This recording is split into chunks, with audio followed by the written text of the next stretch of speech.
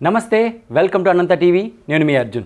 ఇప్పటికీ తీరు మార్చుకోని రోజా. ఇప్పటికే మీకు అర్థమైపోయి ఉంటుంది అక్క. మన గత 5 సంవత్సరాల నుంచి, గత 10 సంవత్సరాల నుంచి రోజా అక్క ఎంత ఫేమస్ మనకు అర్థమవుతుంది. అంతకుముందు సినిమాలోనే కాదు, ఇప్పుడు పాలిటిక్స్లో కూడా ఆమె ఫెమిలియర్ అయిపోయింది. ఎందుకంటే నిన్న జరిగిన ఇక్కడ ఒక విషయం మనం డిస్కస్ చేసుకోవాలి. తమిళనాడులో నిన్న ఒక గుడిని ఆమె దర్శించడం జరిగింది. తను చెప్పడం ఏంటంటే ఒక మొక్కుకి వెళ్ళాను అని వెళ్ళారు. అక్కడ గుడి నుంచి బయటకు వస్తున్న క్రమంలో ఆమెతో జనరల్గా సెలబ్రిటీ అంటే ఫోటోలు తీసుకోవడానికి వెళ్తారు. అంటే ఆమె గురించి తెలియదు అనుకోండి, పాలిటిక్స్లో సినిమా పరంగా. ఆమె గుడి దర్శనం చేసుకొని గుడి బయట వస్తున్న క్రమంలో అక్కడ గుడిని క్లీన్ చేస్తున్న కొంతమంది క్లీనింగ్ కార్మికులు ఆమె దగ్గరకు వచ్చారు. సెల్ఫీ దిగడం కోసం ఎగబడ్డారు. ఇక్కడ మనం గమనించాల్సింది ఏంటంటే ఆమెకి వాళ్ళకి దాదాపుగా 1 కిలోమీటర్ డిస్టెన్స్ ఉంది. 1 కిలోమీటర్ నుంచి మనం ఎవరైనా సెల్ఫీ తీసుకోగలరారండి? తీసుకోలేరు. ఆమె ఈ వీడియోలో మనం క్లియర్గా గమనించాల్సింది ఏంటంటే ఇద్దరు లేడీసు పాపం క్లీన్ చేస్తూ అక్క రాగానే పరిగెత్తా వచ్చి సెల్ఫీ తీసుకుందామని ఆనందంగా వస్తే అక్క దూరంగా జరగండి అని మన ఉప్పల బాలు స్టైల్లో చెప్పింది ఆవిడ.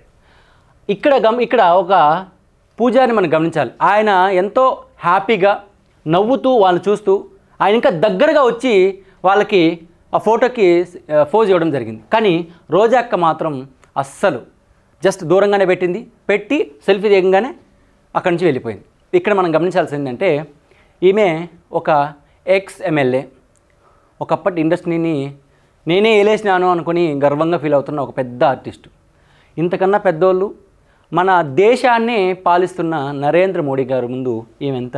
ఎందుకంటే కోవిడ్ టైంలో నరేంద్ర మోడీ గారు కానీ, డాక్టర్స్ కానీ, నర్సెస్ కానీ వీళ్ళందరికన్నా ముందు ఎక్కువ పారిశుద్ధ్య కార్మికులు వీళ్ళు చేసిన సేవల్ని గుర్తించి వాళ్ళని పిలిపించి ఆయనే వాళ్ళ దగ్గరికి వెళ్ళి వాళ్ళ కాళ్ళు కడిగారండి. ఇంతకన్నా ఏముంది? ఈమె చూస్తే ఈమె మీద ఇదే కాదు, ఇంతకుముందు చాలా ఆరోపణలు ఉన్నాయి.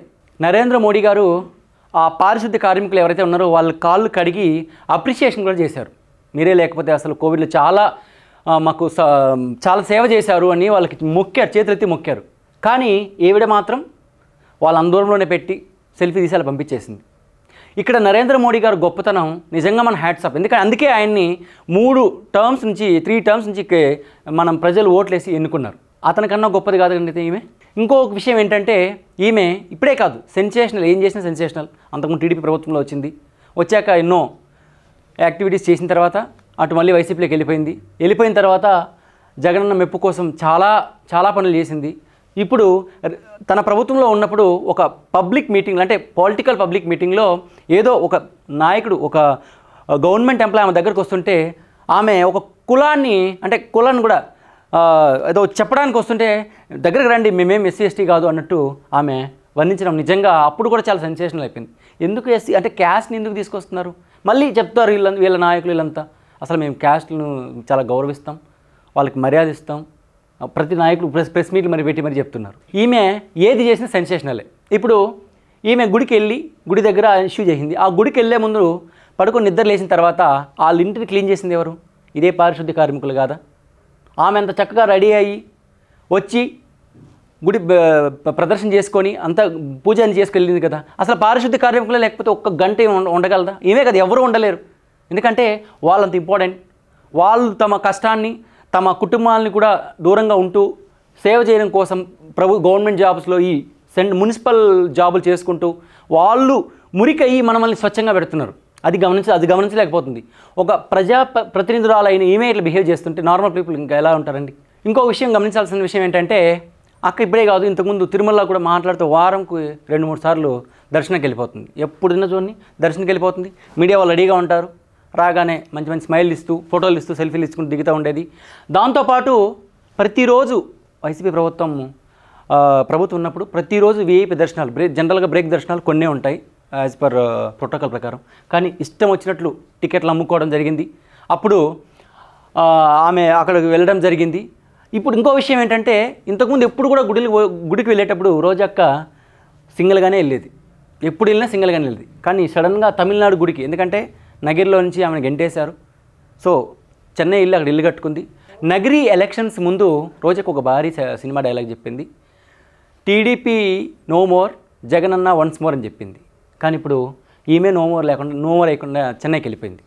సో అసలు నగిరి ప్రజల్ని పట్టించుకోవడం లేదు. అంతకుముందు నేను నగిరిని బిడ్డ, నేను ఎక్కడైనా తిరుగుతాను, వాళ్ళ కోసం ఏమైనా చేస్తాను, అభివృద్ధి చేస్తానని చెప్పింది. ఓడిపోయినప్పుడు ఆ కౌంటింగ్ నుంచి వెళ్ళిపోయిన రోజా అక్క ఇప్పటి వరకు ఎక్కడా కనపట్లేదు, గుళ్ళో కనిపిస్తోంది. మరి ఇప్పుడున్న ప్రభుత్వం తీసిన ఆరోపణలు ఏంటంటే ఆడుదాం ఆంధ్ర అని చెప్పి 100 కోట్లు నొక్కేశారని మనం ఆల్రెడీ చూస్తున్నాం, మీడియాలో వస్తున్నాయి. ప్రభుత్వం కూడా ఆ పని మీదే పట్టింది. మరి అక్క చేసిన అవినీతి, ఆ అక్క పరిపాలనలో, అన్న పరిపాలనలో జరిగిన ఏవైతే కుంభకోణాలు, కుట్రలు అన్నీ ఉన్నాయో అవన్నీ దగ్గరలోనే బయటకు వస్తాయి. అప్పుడు కూడా అక్క ప్రవర్తనలో ఏమైనా మార్పు వస్తుందేమో చూద్దాం. ఇక రోజక్క గురించి ఇంకో విషయం కూడా మనం గమనించాలి. ప్రజల్లో ఉన్నప్పుడు, ఇంతకుముందు ప్రభుత్వంలో కానీ, ఇప్పుడు 2019లో కానీ, అంతకుముందు కూడా ఉన్నప్పుడు కానీ ప్రజల కోసం నేను చాలా చేస్తానని చెప్పి అంతకుముందు ప్రజల్లోకి వెళ్ళి చాలా యాక్టివిటీస్ చేసి నేనే ప్రజలకు సేవ చేస్తానని చెప్పి ప్రభుత్వం అధికారంలో ఉన్నప్పుడే సేవ చేస్తారా? అధికారం కోల్పోయినాక సేవ చేయలేరా? అసలు ప్రజల్లో కనిపించలేరా? అవునని అనిపిస్తుంది. ఎందుకంటే ఎలక్షన్స్ అయినప్పటి నుంచి అసలు రోజుకి ఎక్కడ కానీ నగిరి నియోజకవర్గంలో కనిపించలేదు. అసలు నగిరిలోనే కాదు, ఆంధ్రలోనే కనిపించడం లేదు. ఏమన్నా అంటే ఇప్పుడు చెన్నైలో వెళ్ళిపోయింది. నెక్స్ట్ రోజక్క చేసిన అవినీతి కానీ, వైసీపీ ఎవరైతే మంత్రులు ఎవరైనా కావచ్చు, అది నాట్ ఓన్లీ వైసీపీ, ఏ ప్రభుత్వంలో అయినా కానీ ఆ మంత్రులు కానీ ఎవరైతే కాంట్రాక్ట్స్ కానీ చేసిన అవినీతిని ప్రతిదీ బయటికి తీసే ప్రయత్నంలో సీఎం గారు కానీ, డిప్యూటీ సీఎం పవన్ కళ్యాణ్ గారు బిజీగా ఉన్నారు. ఎందుకంటే వీళ్ళ అవినీతి ఫస్ట్ ఈ ప్రభుత్వం ఏర్పడినాక ఫస్ట్ బయటపడిన అవినీతే ఆడుదాం ఆంధ్ర పేరిట 100 కోట్లు. అంటే ఆ స్పోర్ట్స్ కోసం, అంటే పల్లెటూరు యువత కోసం మేము ఒక మంచి గేమ్ పెట్టాం, వాళ్ళు ప్రోత్సహిస్తామన్నారు. అసలు ఏం ప్రోత్సహించాలో అర్థం కాలేదు. ఇప్పటి వరకు ఒక ప్లేయర్ని కూడా గుర్తించింది లేదు, కనీసం ఒక అవార్డు ఇచ్చింది లేదు. మనం కూడా గమనించాలి, క్రికెట్ కిట్ల పేర్లతో, క్వాలిటీ పేర్లతో మంచివి ల్యాక్స్ అంటే క్రోస్ టుగెదర్, అంటే 100 కోట్ల దాకా ఈమెతో పాటు బైరెడ్డి సిద్ధార్థి వీళ్ళ అత్త అంటుంటాడు, మరి ఏమో తెలీదు. ఆ అత్త అనే బైరెడ్డి సిద్ధార్థ రెడ్డి కూడా ఈ కుంభకోణంలో ఉందని తేలింది. సో ఆరోపణలు ఖచ్చితంగా ఎవరు, ఎందుకంటే నిప్పులంతే పొగరాదు, ఆ ఆరోపణలు సాక్షాత్తు చేస్తుంది. ఆరోపణలే కాదు, ఆ అవినీతిని బయట పెడుతుంది ప్రస్తుత ప్రభుత్వం. సో అప్పుడున్న ఎంప్లాయీస్ కూడా ఎవరైతే ఉన్నారో, ఈ అవినీతులు, ఈ కుంభకోణంలో ఎవరైతే ఉన్నారో వాళ్ళు కూడా బయటకు అప్రూవర్గా మారిపోయి వచ్చి జరిగింది అన్నట్టు మనం గమనిస్తూనే ఉన్నాం. అప్రూవర్గా మారిపోతున్నారు. సో ఏదేమైనా ఫ్యూచర్లో రోజక్క పరిస్థితి మరి ఏంటో అర్థం కావట్లేదు. ఎందుకంటే రోజక్క ఇదో కాదు, ఇంకో విషయం చెప్పాలి, మనం మర్చిపోయినాం. అక్క జబర్దస్త్తో చాలా ఫేమస్. ఎలా అంటే బలవంతంగా నవ్వుతూ, నాగబాబు గారిని నవ్విస్తూ, మమ్మల్ని ఏడిపిస్తూ చాలా ఇబ్బంది పెట్టింది. ఇప్పుడు నెక్స్ట్ పరిస్థితి ఏంటి? పాలిటిక్స్లోకి వెళ్ళడానికి ఎటువంటి ఛాన్సెస్ లేవు అక్క. ఎందుకంటే అక్క ఐరన్ లెగ్ అని మనకు తెలుసు. జబర్దస్త్ సినిమాలు అంటావా కష్టం, ఎందుకంటే బాలయ్య బాబు, ఆమె ఫేమస్ అయిందే బాలయ్య బాబుతో. బాలయ్య బాబు రానియాడు, ఇంకా జబర్దస్త్లే పోవాలి. జబర్దస్త్ అంటావా, జబర్దస్త్ నటులు, ఎందుకంటే పిఠాపురంలో పవన్ కళ్యాణ్ గారి కోసం ప్రచారంలో జబర్దస్త్ నటులు ఎవరైతే స్వచ్ఛందంగా వచ్చి ఆయనకు మద్దతు తెలిపి ఆయన కోసం ప్రచారం చేస్తున్నప్పుడు ఈమె ఒక ప్రెస్ మీట్లో చెప్పింది, వాళ్ళెంత, వాళ్ళ బతుకులంతా చిన్న వేషాలు వేసుకున్నారు. ఈమె స్టార్టింగ్లోనే పెద్ద వేషం వేసి దిగేసిందా? ఈమె ఫస్ట్ మూవీ చామంతి మూవీ. ఆ మూవీలో ఎలాంటి రోల్ చేసిందో మనకు తెలుసు కదా. ఎటువంటి బ్యాక్గ్రౌండ్ లేకపోయినా ఆమె టాలెంట్ చూసి మనకు గుర్తు. అలాగే జబర్దస్త్లో కూడా టాలెంట్ చూసుకొని వచ్చి వాళ్ళు కష్టపడుతున్నారు. పవన్ కళ్యాణ్ మీద అభిమానంతో స్వచ్ఛందంగా ఆయనకి సపోర్ట్ చేశారు. సో ఇట్లా జబర్దస్త్ నటుల గురించి కూడా ఈమె చాలా చీప్గా మాట్లాడింది. ఈమెకి ఈరోజు డబ్బు ఉండొచ్చు, హోదా పరపతి ఉండొచ్చు, ఇవన్నీ నీ అవినీతి బయటపడింది అనుకోండి, ఎవరైనా సరే చట్టం దృష్టిలో అందరూ సమానమే. ఈరోజు మన కోట్లు ఉండొచ్చు, లగ్జరీ లైఫ్ ఉండొచ్చు, పవర్ ఉండొచ్చు. వన్స్ ఆ పవర్ పోతే ఏమవుతుంది అనేది మనం చూస్తూనే ఉన్నాం. ఒక్కొక్క నాయకుని ఎలా ఏరేస్తున్నారు. గత సెంట్రల్ ప్రభుత్వంలో కూడా మన బీహార్లో కూడా గమనించవచ్చు. లాలూ ప్రసాద్ యాదవ్ చీఫ్ మినిస్టర్గా పనిచేసిన ఆయన కూడా శిక్ష వేశారు. ఇప్పుడు తెలంగాణ ఎక్స్ సీఎం గారి కూతురు కూడా లిక్కర్ స్కామ్లో జైల్లో ఉంది. ప్రభుత్వాల్లో ఉన్నప్పుడు, అధికారంలో ఉన్నప్పుడు అవినీతికి పాల్పడిన ఏ వ్యక్తి, ఏ అధికారి అయినా, ఏ ఒక్క పొలిటీషియన్ అయినా సరే వదిలిపెట్టేదే లేదు అంటూ సీఎం చంద్రబాబు నాయుడు గారు కానీ, డిప్యూటీ సీఎం పవన్ కళ్యాణ్ గారు కానీ, అలాగే హోమ్ మినిస్టర్ అనిత గారు కూడా చాలా సీరియస్గా యాక్షన్ తీసుకోమని ఆదేశించారు. సో ఏదేమైనా అక్క త్వరగా ఇట్లన్నింటిలో బయటపడి మళ్ళీ సినిమాలకైనా రావాలి, లేదా పాలిటిక్స్లోకి అయితే ఛాన్సెస్ లేదు, ఏదైనా మళ్ళీ సినిమా చేస్తే చూద్దామని ఆశిద్దాం. Please subscribe Anantha TV.